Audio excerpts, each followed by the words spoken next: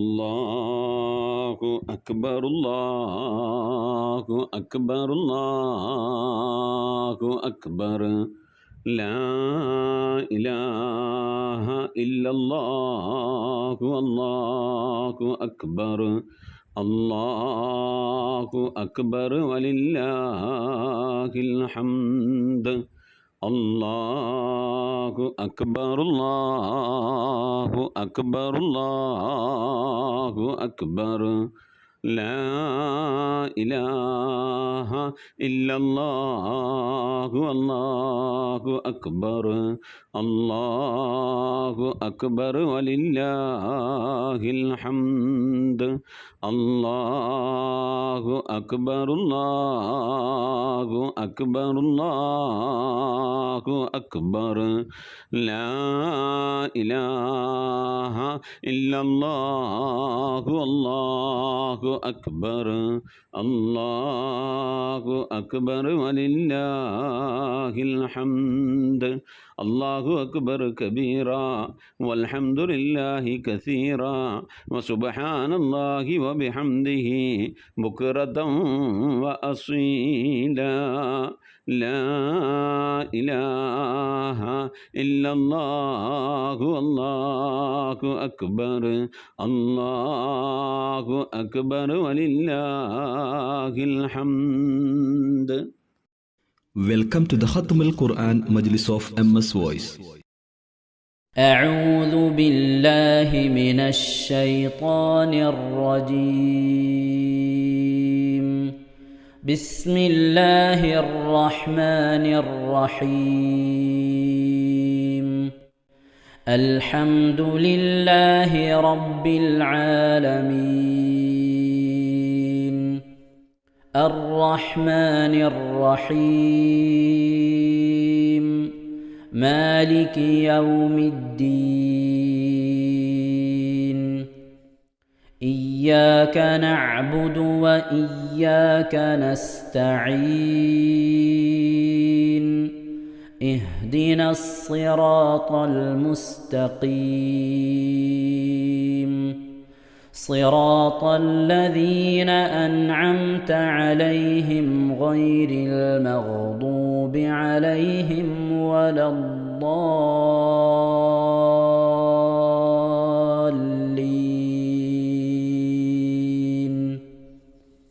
آمين. بسم الله الرحمن الرحيم.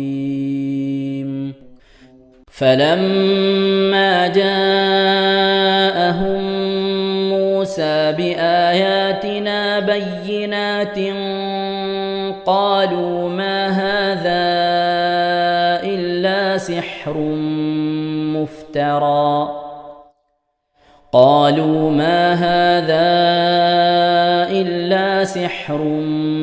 مفترى وما سمعنا بهذا في آبائنا الأولين. وقال موسى ربي أعلم بمن جاء بالهدى من عنده ومن تكون له عاقبة الدار إنه لا يفلح الظالمون. وقال فرعون يا أيها الملأ ما علمت لكم من إله غيري فأوقد لي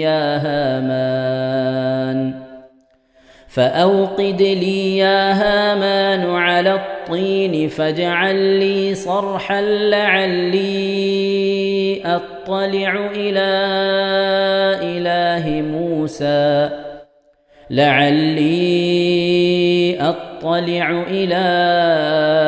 إله موسى وإني لأظنه من الكاذبين. واستكبر هو وجنوده في الأرض بغير الحق وظنوا أنهم إلينا لا يرجعون. فأخذناه وجنوده فنبذناهم في اليم فانظر كيف كان عاقبة الظالمين وجعلناهم أئمة يدعون إلى النار ويوم القيامة لا ينصرون وأتبعناهم في هذه الدنيا لعنة ويوم القيامة هم من المقبوحين ولقد آتينا موسى الكتاب من بعد ما أهلكنا القرون الأولى بصائر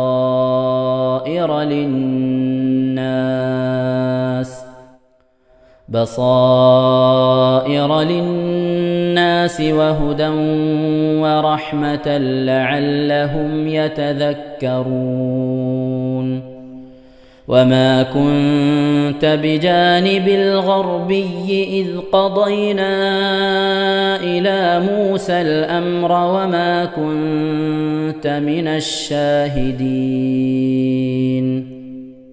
ولكننا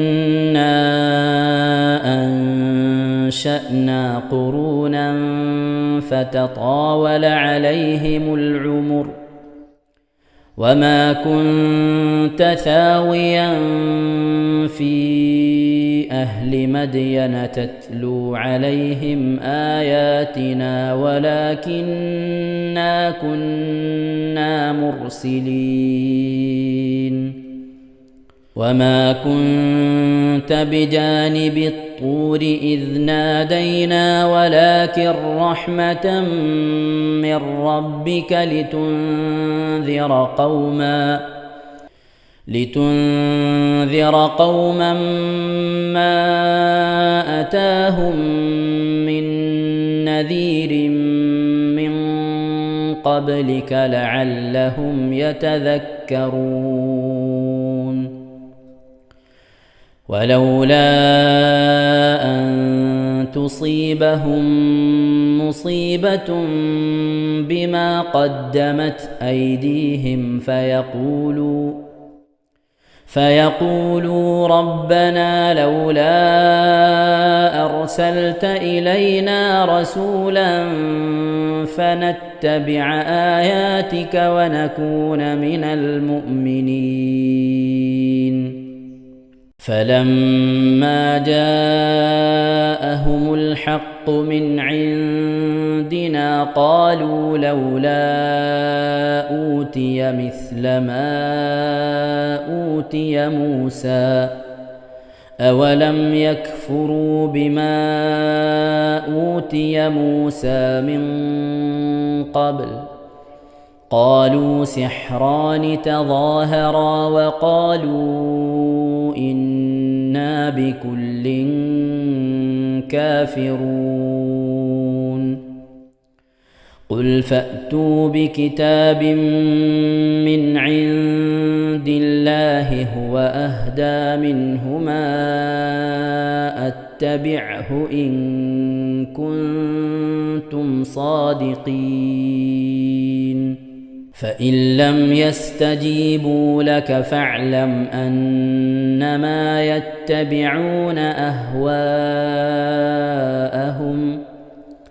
ومن أضل ممن اتبع هواه بغير هدى من الله إن الله لا يهدي القوم الظالمين ولقد وصلنا لهم القول لعلهم يتذكرون الذين آتيناهم الكتاب من قبله هم به يؤمنون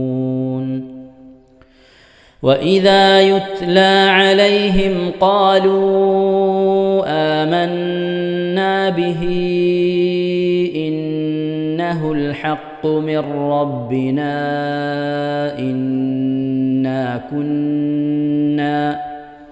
إنا كنا من قبله مسلمين أولئك يؤتون أجرهم مرتين بما صبروا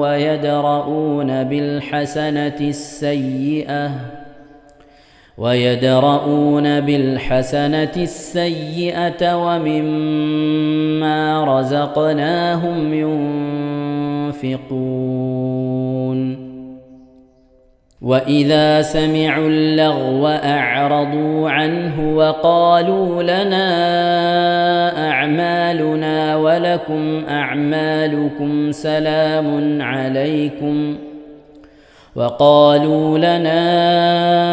أعمالنا ولكم أعمالكم سلام عليكم لا نبتغي الجاهلين إنك لا تهدي من أحببت ولكن الله يهدي من يشاء وهو أعلم بالمهتدين وقالوا إن نتبع الهدى معك نتخطف من أرضنا أولم نمكن لهم حرما آمنا يجبى إليه ثمرات كل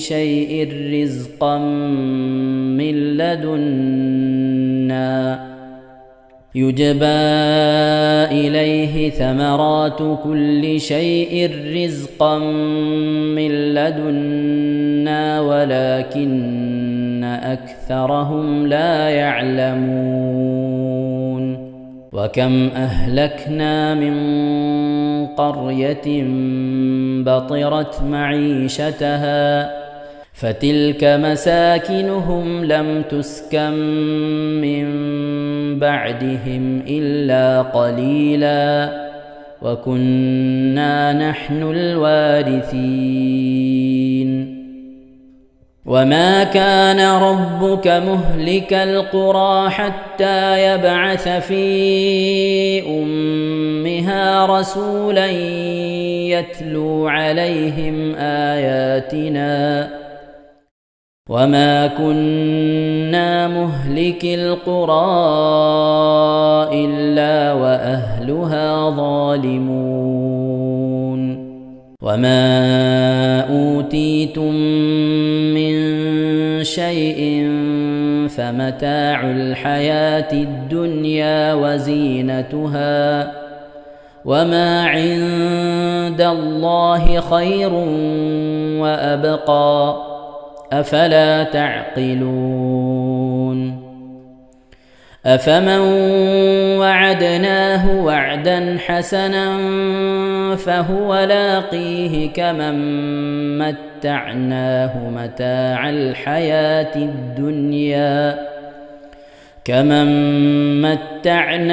متاع الحياة الدنيا ثم هو يوم القيامة من المحضرين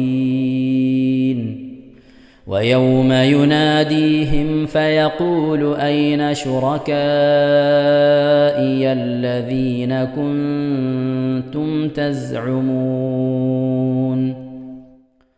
قال الذين حق عليهم القول ربنا هؤلاء الذين أغويناهم كما غوينا تبرأنا إليك ما كانوا إيانا يعبدون وقيل ادعوا شركاءكم فدعوهم فلم يستجيبوا لهم ورأوا العذاب لو أنهم كانوا يهتدون ويوم يناديهم فيقول ماذا أجبتم المرسلين فعميت عليهم الأنباء يومئذ فهم لا يتساءلون فأما من تاب وآمن وعمل صالحا فعسى أن يكون من المفلحين وربك يخلق ما يشاء ويختار ما كان لهم الخيرة سبحان الله وتعالى عما يشركون وربك يعلم ما تكن صدورهم وما يعلنون وهو الله لا إله إلا هو له الحمد في الأولى والآخرة وله الحكم وإليه ترجعون صدق الله العظيم. അള്ളാഹു സുബ്ഹാനഹു തആല നാം ഓതിയ പരിശുദ്ധമായ ഖുർആൻ ഷരീഫിനെ നമ്മിൽ നിന്ന് സ്വീകരിക്കട്ടെ. എന്തെങ്കിലും പാകപ്പെടുമെന്നവൻ അള്ളാഹു വിട്ടുപുറത്ത് മാപ്പാക്കി നൽകി അനുഗ്രഹിക്കട്ടെ. ഇതൊക്കെ നാളെ നമ്മളെ ഖബറിലേക്ക് ഉപകരിക്കുന്ന സൽക്കർമ്മമായി അള്ളാഹു കബൂൽ ചെയ്യട്ടെ. പരിശുദ്ധ ഖുർആൻ്റെ അഹ്ലുകാരെ അള്ളാഹു നമ്മെ അവരെ ഉൾപ്പെടുത്തി അനുഗ്രഹിക്കട്ടെ. ഖുർആനുമായി കൂടുതൽ ബന്ധപ്പെടുവാനും ധാരാളം ഖത്മുകളൊക്കെ തീർക്കാൻ അള്ളാഹു നമുക്ക് തൗഫീഖ് നൽകട്ടെ. പരിശുദ്ധമായ ബലിപെരുന്നാൾ സുദിനത്തിലാണ് നാം ഒരുമിച്ച് കൂടിയിട്ടുള്ളത്. അള്ളാഹു സുബ്ഹാനഹു വ തആല അവന് ഇഷ്ടപ്പെട്ട രീതിയിൽ പെരുന്നാൾ ആഘോഷിക്കുന്നവരുടെ കൂട്ടത്തിൽ അള്ളാഹു നമ്മെ ഉൾപ്പെടുത്തി അനുഗ്രഹിക്കട്ടെ. ഇന്നലെ നാം എടുത്ത ദുൽഹിജ്ജ 9 നോമ്പ് അള്ളാഹു നമ്മിൽ നിന്ന് കബൂൽ ചെയ്യട്ടെ. ആ നോമ്പിന് കഴിഞ്ഞുപോയ ഒരു വർഷത്തെ പാപങ്ങളും വരാനിരിക്കുന്ന ഒരു വർഷത്തെ പാപങ്ങളും അള്ളാഹു പുറത്തു നൽകുമെന്നാണ്. വരാനിരിക്കുന്ന ഒരു വർഷത്തെ പാപങ്ങൾ പൊറുക്കണമെങ്കിൽ ഒരു വർഷം കൂടി അവനക്ക് ആയുസ് ഉണ്ടാകുമെന്നാണ്. അത്തരത്തിൽ അള്ളാഹു നമുക്ക് ആയുസ് ദീർഘായുസ് നൽകി അനുഗ്രഹിക്കട്ടെ. ആ ആയുസ്സിൽ അവൻ ഇഷ്ടപ്പെടുന്ന രീതിയിലുള്ള ഇബാദത്തുകളൊക്കെ ചെയ്ത് ജീവിക്കാൻ അള്ളാഹു നമുക്ക് തൗഫീഖ് നൽകട്ടെ. പരിശുദ്ധ പെരുന്നാളിനോടനുബന്ധിച്ച് നാം ചെയ്യുന്ന സൽക്കർമ്മങ്ങൾ, നാം ചൊല്ലിയ തക്ബീറുകൾ, നാം ചൊല്ലുന്ന തക്ബീറുകൾ, നാം കുടുംബങ്ങളെ സന്ദർശിക്കുന്നത്, സ്വതക്കകൾ, ദാനധർമ്മങ്ങൾ ചെയ്യുന്നത്, പെരുന്നാൾ ഹദിയകൾ കൊടുക്കുന്നത്, കൊടുത്തയച്ചത്, അതുപോലെ അടുത്ത നോമ്പുകൾ, ചൊല്ലിയ ദിക്ർ സ്വലാത്തുകളൊക്കെ അള്ളാഹു കബൂൽ ചെയ്ത് നമ്മിൽ നിന്ന് മരണപ്പെട്ടവരുടെയൊക്കെ ഖബറിലേക്ക് അതിൻ്റെ പ്രതിഫലം അള്ളാഹു എത്തിച്ച് നൽകി അനുഗ്രഹിക്കട്ടെ. ഇനിയും ഒരുപാട് പെരുന്നാളുകളിൽ ഒരുമിച്ച് കൂടുവാനും ധാരാളം സൽക്കർമ്മമൊക്കെ ചെയ്യാനുള്ള നമുക്ക് തൗഫീഖ് നൽകട്ടെ. ആമീൻ യാ റബ്ബൽ ആലമീൻ. പ്രിയമുള്ള മോമിനീങ്ങളെ, എന്തൊക്കെയാണ് വിശേഷങ്ങൾ? എല്ലാവർക്കും സുഖം തന്നെയല്ലേ? അള്ളാഹുഹത്തിലും പരത്തിലും നമുക്കൊക്കെ സുഖവും സന്തോഷമൊക്കെ നൽകി അനുഗ്രഹിക്കട്ടെ. ആമീൻ. എൻ്റെ പ്രിയപ്പെട്ട ഖത്തമുൽ ഖുർആൻ മജ്ലിസിലുള്ള ഉമ്മമാർക്കും ഉപ്പമാർക്കും സ്നേഹം നിറഞ്ഞ എൻ്റെ ബലിപെരുന്നാൾ ആശംസകൾ. ഈദ് മുബാറക്. തഖബ്ബലല്ലാഹു മിന്നാ വമിൻകും സാലിഹുൽ അഅമാൽ. അല്ലാഹു സുബ്ഹാനഹു വ തആല എന്നിൽ നിന്നും നിങ്ങളിൽ നിന്നൊക്കെയുള്ള സാലിഹായ സൽക്കർമ്മം അല്ലാഹു സ്വീകരിക്കട്ടെ. അല്ലാഹു അവൻ്റെ ഖൈർ, റഹ്മത്ത് പ്രതിഫലമായി നമുക്ക് നൽകി അനുഗ്രഹിക്കട്ടെ. ആമീൻ. എല്ലാവർക്കും സുഖമെന്ന് കരുതുന്നു. അല്ലാഹു ഇനിയും ഒരുപാട് പെരുന്നാളുകളൊക്കെ ഒരുമിച്ച് കൂടാനും ധാരാളം സൽക്കർമ്മമൊക്കെ ചെയ്യാനുള്ള തൗഫീഖ് നൽകട്ടെ. ആമീൻ. പല സഹോദരിമാരും പെരുന്നാൾ ഹദിയകൾ അയച്ചിട്ടുണ്ട്. ബീന ഹസൻ പെരുന്നാൾ ഹദിയ അയച്ചിട്ടുണ്ട്. ആയിഷ ബി പൂവാറ്റുപറമ്പ് പെരുന്നാൾ ഹദിയ അയച്ചിട്ടുണ്ട്. അബ്ദുറഹ്മാൻ കെ ഹദിയ പെരുന്നാൾ ഹദിയ അയച്ചിട്ടുണ്ട്. സനൂബിയ സെനു പെരുന്നാൾ ഹദിയ അയച്ചിട്ടുണ്ട്. അല്ലാഹു സുബ്ഹാനഹു വ തആല ഇവരയച്ചെന്ന ഹദിയകളെ സ്വതക്കകളൊക്കെ അല്ലാഹു കബൂൽ ചെയ്യട്ടെ. അർഹമായ പ്രതിഫലത്തിലും പരത്തിലും നൽകി അനുഗ്രഹിക്കട്ടെ. അവരിൽ നിന്ന് മരണപ്പെട്ടവരുടെ ഖബറിലേക്ക് അതിൻ്റെ പ്രതിഫലം അല്ലാഹു എത്തിച്ച് നൽകട്ടെ. ജീവിച്ചിരിക്കുന്നവർക്കൊക്കെ അല്ലാഹു ആഫിയത്തുള്ള ദീർഘായുസ് നൽകി അനുഗ്രഹിക്കട്ടെ. രോഗം കൊണ്ട് പ്രയാസപ്പെടുന്നവർക്ക് അല്ലാഹു ശിഫ നൽകി അനുഗ്രഹിക്കട്ടെ. പ്രയാസങ്ങളിൽ വിഷമങ്ങളിൽ നിന്നൊക്കെ അവർക്കും നമുക്ക് അല്ലാഹു സലാമത്ത് നൽകി അനുഗ്രഹിക്കട്ടെ. സാമ്പത്തികരുടെ മേഖലയിൽ അല്ലാഹു ബർക്കത്ത് നൽകട്ടെ. കുടുംബജീവിതത്തിൽ അല്ലാഹു സന്തോഷവും റാഹത്ത് നൽകി അനുഗ്രഹിക്കട്ടെ.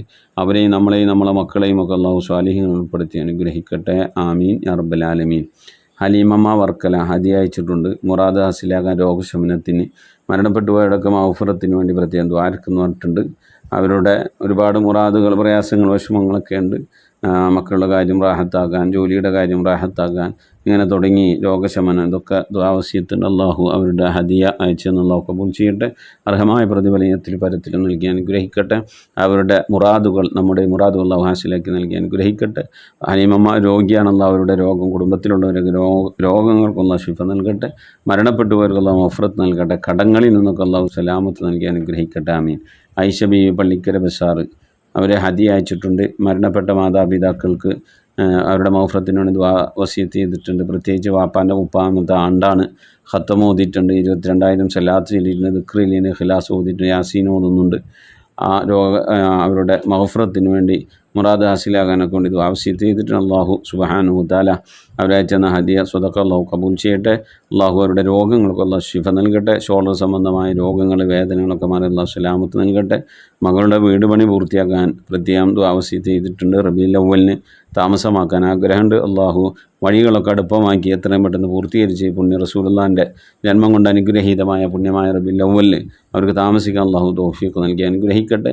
അവിടെ വാപ്പാൻ്റെ 30-ാമത്തെ ആണ്ടാണ്. അല്ലാഹു വാപ്പാക്ക് മഗ്ഫിറത്ത് നൽകട്ടെ. വാപ്പാൻ്റെ മഗ്ഫിറത്ത് ഉദ്ദേശിച്ചുകൊണ്ട് അവർ ഓതിയ ഖത്തമ് ചൊല്ലിയ ദിക്ർ, സ്വലാത്ത്, ഇഖ്ലാസ്, യാസീൻ, മറ്റ് സൽക്കർമ്മങ്ങൾ, ഹദിയകൾ ഒക്കെ ആ പിതാവിൻ്റെ ഖബറിലേക്ക് അല്ലാഹു പ്രകാശമായി എത്തിച്ച് അതിൻ്റെ പ്രതിഫലമൊക്കെ കണ്ട് സന്തോഷിക്കുക അല്ലാഹു തൗഫീഖ് നൽകി അനുഗ്രഹിക്കട്ടെ. അതുപോലെ നമ്മിൽ നിന്ന് മരണപ്പെട്ടു എല്ലാവർക്കും അല്ലാഹു മഗ്ഫിറത്ത് നൽകട്ടെ. ആമീൻ. ഫൗസിയമ്മ മാറഞ്ചേരി വാപ്പാടെ 21-ാമത്തെ ആണ്ടാണ്. ദിക്ർ, യാസീൻ, സലാത്തൊക്കെ ഓതിയിട്ടുണ്ട്, ഹദിയ അയച്ചിട്ടുണ്ട്, പ്രത്യേകം ദ്വാരക്കെന്ന് പറഞ്ഞിട്ടുണ്ട്. അതുപോലെ മകന് റാഹത്തായി ജോലി കിട്ടാനും ദുആ വസിയത്ത് ചെയ്തിട്ടുണ്ട്. അല്ലാഹു സുബ്ഹാനഹു വ തആല അവരുടെ വാപ്പാക്ക് മഗ്ഫിറത്ത് നൽകി അനുഗ്രഹിക്കട്ടെ, ഖബർ വിശാലമാക്കി കൊടുക്കട്ടെ. സംഭവിച്ചു പോയ തെറ്റുകുറ്റങ്ങൾ അവരിൽ നിന്ന് നമ്മളിൽ നിന്ന് അല്ലാഹു വിട്ടുപുറത്ത് മാപ്പാക്കി നൽകി അനുഗ്രഹിക്കട്ടെ. ഉപ്പയുടെ മഗ്ഫിറത്ത് ഉദ്ദേശിച്ച് അവർ ഓതിയ ഖത്തമ്, ഓതിക്കൊണ്ടിരിക്കുന്ന ഖത്തമ്, ദിക്ർ, യാസീൻ, സ്വലാത്തൊക്കെ അല്ലാഹു സ്വീകരിച്ച് അയച്ചു തന്ന ഹദിയ അല്ലാഹു കബൂൽ ചെയ്തതിൻ്റെയൊക്കെ പ്രതിഫലം കണ്ടുകൊണ്ട് ഖബറിൽ സന്തോഷിക്കാനുള്ള തൗഫീഖ് നൽകട്ടെ. ആമീൻ യാ റബ്ബൽ ആലമീൻ. ഇതുപോലെ പല ആളുകളും ദുആ വസിയത്ത് ചെയ്തിട്ടുണ്ട്. പല ആളുകളും ഹദിയകളും മുമ്പ് അയച്ചു തന്നിട്ടുണ്ട്. അല്ലാഹു സുബ്ഹാനഹു വ തആല ഒക്കെ കബൂൽ ചെയ്ത് അനുഗ്രഹിക്കട്ടെ. സമ്പത്തിൽ, ആരോഗ്യത്തിൽ, ഈമാനിൽ, ഇബാദത്തിൽ, കുടുംബജീവിതത്തിൽ, സാമ്പത്തികങ്ങളുടെ മേഖലകളിൽ, അതുപോലെ തന്നെ ബന്ധപ്പെടുന്ന മേഖലയിലൊക്കെ അല്ലാഹു ഖൈറും ബറക്കത്തും സന്തോഷവും റാഹത്തും സമാധാനമൊക്കെ നൽകി അനുഗ്രഹിക്കട്ടെ. അല്ലാഹു സുബ്ഹാനഹു വ തആല അവൻ്റെ മഹാന്മാരുടെ കാവല് നൽകി കടങ്ങളിൽ നിന്ന് സലാമത്താക്കി മാനസിക വിഷമങ്ങളിൽ നിന്ന്, ശാരീരിക അസുഖങ്ങളിൽ നിന്നൊക്കെ അല്ലാഹു രക്ഷ നൽകി അവൻ്റെ ത്വാഅത്തിലും പൊരുത്തത്തിലും അതിൻ്റെ ദീർഘായുസ്സൊക്കെ നമുക്ക് നൽകി അനുഗ്രഹിക്കട്ടെ. ആമീൻ യാ റബ്ബൽ ആലമീൻ. പെരുന്നാളിന് ഒരുമിച്ച് കൂടിയതുപോലെ ഇനിയും ഒരുപാട് പെരുന്നാളിനൊക്കെ ഒരുമിച്ച് കൂടെ അല്ലാഹു തൗഫീഖ് നൽകി അനുഗ്രഹിക്കട്ടെ.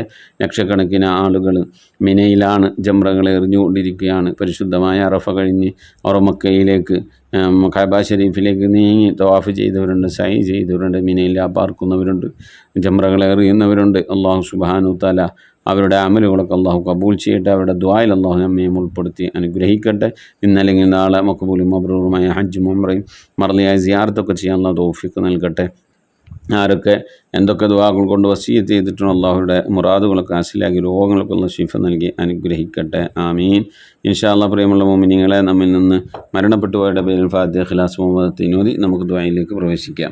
നൂറുദ്ദീൻ വടകര എന്ന് പറയുന്ന പ്രിയപ്പെട്ട സഹോദരൻ, അദ്ദേഹത്തെ ഇന്ന് ഞാൻ ജോലി സ്ഥലത്ത് വെച്ച്, ഞാൻ ജോലി ചെയ്യുന്ന പള്ളിയിൽ, ആ മഹല്ലിലാണ് അദ്ദേഹത്തിൻ്റെ പെങ്ങളുടെ വിവാഹം ചെയ്തു കൊടുത്തിരിക്കുന്നത്. ആ പള്ളിയിൽ വെച്ച് അദ്ദേഹത്തിൻ്റെ രണ്ട് മക്കളെയും ഒക്കെ കണ്ടു. അല്ലാഹു സുബ്ഹാനഹു വ തആല മക്കളൊക്കെ ദഅവാ കോളേജിൽ പഠിച്ചുകൊണ്ടിരിക്കുകയാണ്. അവരുടെ പഠനത്തിൽ അല്ലാഹു ബർക്കത്ത് നൽകി അനുഗ്രഹിക്കട്ടെ.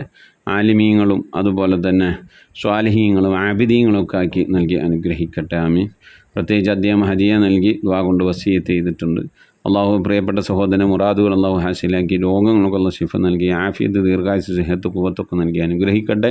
പ്രിയപ്പെട്ട സഹോദരനിൽ നിന്ന് മരണപ്പെട്ടവർക്ക് അള്ളാഹു മഗ്ഫിറത്ത് നൽകട്ടെ. ജീവിച്ചിരിക്കുന്നവർക്കൊക്കെ അള്ളാഹു ആഫിയത്തുള്ള ദീർഘായുസ്സ് നൽകി രോഗങ്ങളിൽ നിന്നൊക്കെ സലാമത്ത് നൽകി ഖൈറിൻ്റെ വഴികളിൽ അള്ളാഹു നമ്മേവരെയും ഉൾപ്പെടുത്തി അനുഗ്രഹിക്കട്ടെ. പ്രത്യേകിച്ച് അദ്ദേഹത്തിൻ്റെ ജീവിച്ചിരിക്കുന്ന ബന്ധുമിത്രാദികൾ, കൂട്ടുകുടുംബാദികൾക്ക് അല്ലാഹു ആഫിയത്തുള്ള ദീർഘായുസ്സൊക്കെ നൽകി അനുഗ്രഹിക്കട്ടെ. ആമീൻ യാ റബ്ബൽ ആലമീൻ. ഇൻഷാ അല്ലാഹ് നമുക്ക് ദുആയിലേക്ക് പ്രവേശിക്കാം. إلى حضرة نبينا سيدنا وشفينا وحبيبنا ومنجينا ومرشدنا وهادينا محمد صلى الله عليه وسلم. الفاتحة. أعوذ بالله من الشيطان الرجيم. بسم الله الرحمن الرحيم. الحمد لله رب العالمين الرحمن الرحيم مالك يوم الدين. إياك نعبد وإياك نستعين. اهدنا الصراط المستقيم صراط الذين أنعمت عليهم غير المغضوب عليهم ولا الضالين.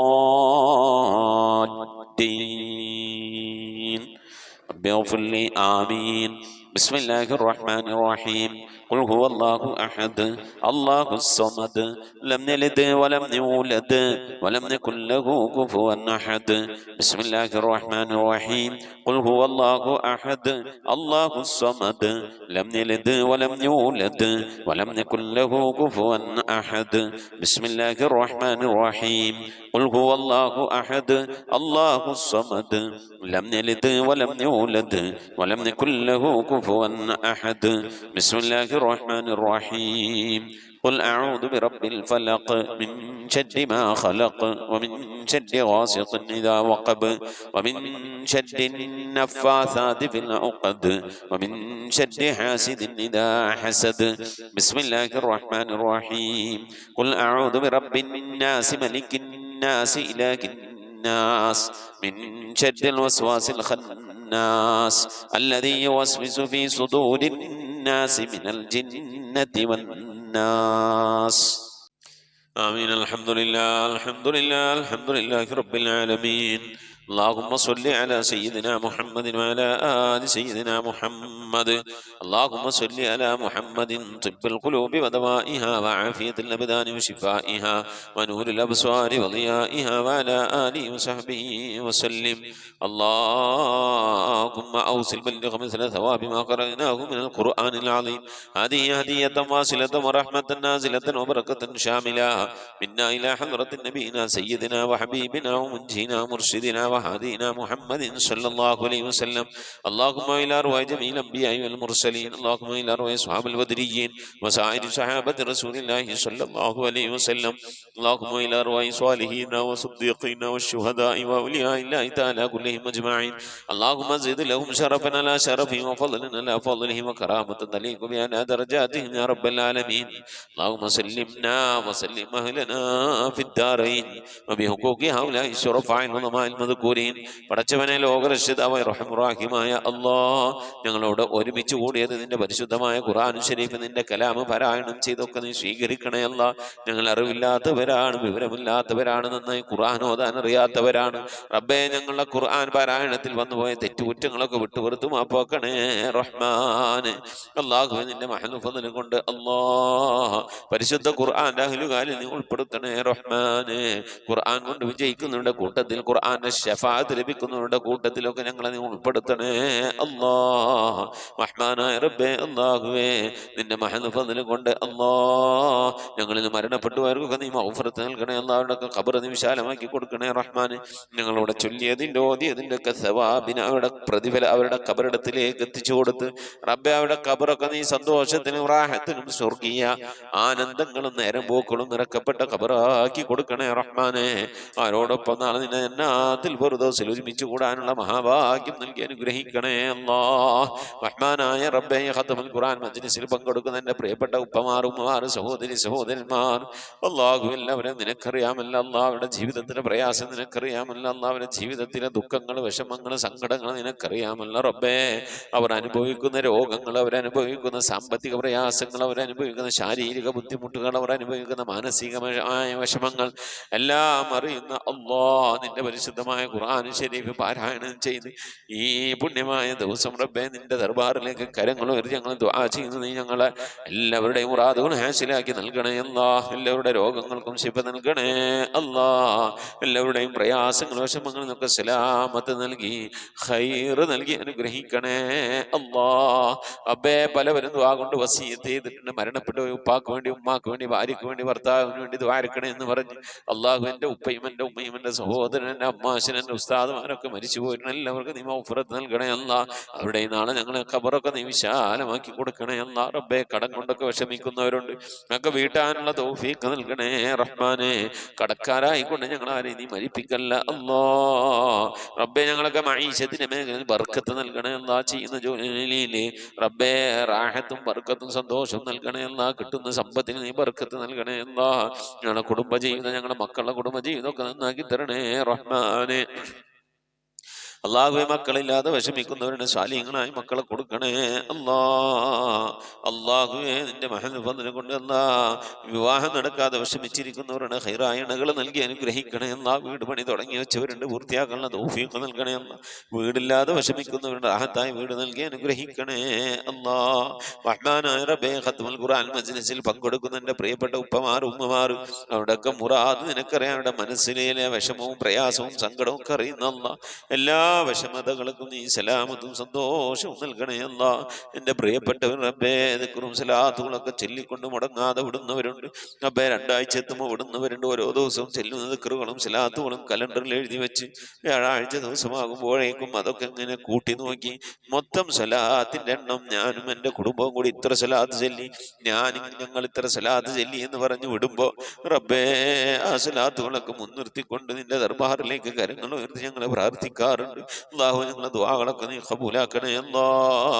പരിശുദ്ധ ഖുർആൻ കൊണ്ട് വിജയിക്കുന്നവരുടെ കൂട്ടത്തിൽ ഞങ്ങളെല്ലാവരെയും നീ ഉൾപ്പെടുത്തി അനുഗ്രഹിക്കണേ അല്ലാ.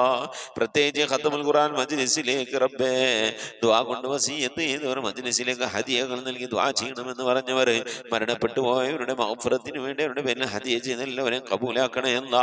അർഹമായ പ്രതിഫലം ഇഹത്തിലും പരത്തിലും നൽകണേ അല്ലാ. റഹ്മാനായ റബ്ബേ, പരിശുദ്ധമായ മജ്ലിസിനെ ലിങ്കുകളും ഷെയർ ചെയ്ത് കൊടുക്കുന്നവർ ദിക്ർ സലാത്തുകൾ ചൊല്ലിക്കൊണ്ട് മജ്ലിസിനെ ഹയാത്താക്കുന്നവർ എല്ലാവരും നീ ഖബൂലാക്കണേ റഹ്മാനേ. അല്ലാഹുവേ, ഞങ്ങളുടെ ഹൃദയത്തിന് നീ ഈമാനികമായ വെളിച്ചം നൽകണേ അല്ലാ. ദീനുള്ള അഹ്ലുകാരാക്കണേ അല്ലാ. ഞങ്ങളുടെ കുടുംബജീവിതത്തിൽ ബർക്കത്ത് നൽകണേ അല്ലാ. ഞങ്ങളുടെ സന്താനങ്ങളിൽ, ഭാര്യമാരിൽ, ഭർത്താക്കന്മാരിൽ, സമ്പത്തിലൊക്കെ ബർക്കത്ത് നൽകണേ അല്ലാ.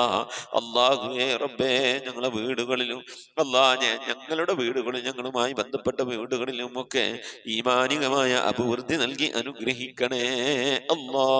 ഞങ്ങളുടെ മക്കളെയൊക്കെ നീ നന്നാക്കി തരണേ റഹ്മാനെ. മഖബൂലും മബ്റൂറുമായ ഹജ്ജും ഉംറയും മർദിയായ സിയാറത്തൊക്കെ ചെയ്യാനുള്ള തൗഫീഖ് നൽകണേ അല്ലാ. ഹജ്ജ് ചെയ്യാതെ ഉംറ ചെയ്യാതെ മർദിയായ സിയാറത്ത് ചെയ്യാതെ റബ്ബേ ദുനിയാവിൽ നിന്ന് വിട്ടുപോകേണ്ട ഒരു അവസ്ഥയിലേക്ക് ഞങ്ങളെ നീ എത്തിക്കല്ല അല്ലാ. അല്ലാഹുവേ, അവസാന സമയം നിന്റെ ഹബീബിനെ കണ്ടുകൊണ്ട് സന്തോഷിച്ച് കലിമ ചൊല്ലിക്കൊണ്ട് മരിക്കാനുള്ള ഭാഗ്യം നൽകണേ അല്ലാ. ബിഹഖി മുഹമ്മദിൻ സല്ലല്ലാഹു അലൈഹി വസല്ലം വആലി മുഹമ്മദിൻ സല്ലല്ലാഹു അലൈഹി വസല്ലം വഅസ്ഹാബി മുഹമ്മദിൻ സല്ലല്ലാഹു അലൈഹി വസല്ലം. റബ്ബനാ ആതിനാ ഫിദ്ദുനിയാ ഹസനതൻ വഫിൽ ആഖിറതി ഹസനതൻ വഖിനാ അദാബന്നാർ.